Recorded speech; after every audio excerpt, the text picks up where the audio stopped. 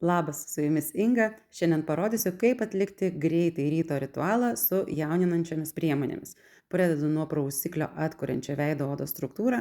Žinoma, pagrindinė jo užduotis švariai nuprausti veido odą ir paruošti kitoms priemonėms. Priliečiamais judesiukais, netampant odelės, nusausinu veido odą ir imu toniką. Juo įtapšnoju viską - veidą, paakis, kaklą ir dekoltė zoną. Dievinu šį gaivos ir komforto jausmą. Toliau keletą lašelių jauninamojo būsterio su didelė koncentracija vitamino C, resveratrolio ir mimikos raukšlės mažinančio peptido. Jis labai intensyviai ir akivaizdžiai jaunina odą. O ir užtepti užtrunka vos kelias sekundės.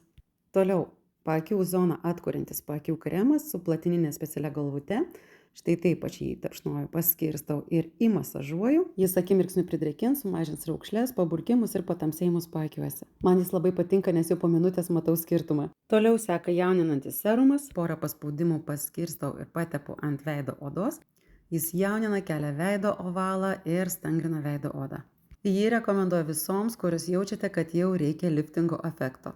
Na, o šitas žingsnelis reikalingas toms, kurios norite padirbėti su mimikos raukšlėmis. Naujausias Amerikėjų mokslininkų atradimas iš dermo kosmetikos - mimikos raukšlės mažinanti priemonė, kuri atpalaiduoja mimikos raukšlės, mažina jų matomumą, neblokuoja mimikos ir atstoja injekcijas. Naudojamas paprastas, tiesiog nedideli kiekiai tapšnojami į pačias raukšlytes, kurias norime mažinti. Na ir dieninis kremas su SPF 30. Iš sandarios pakuotės išspaudžiu nedidelį kiekį, paskirstau ant veido ir patepu.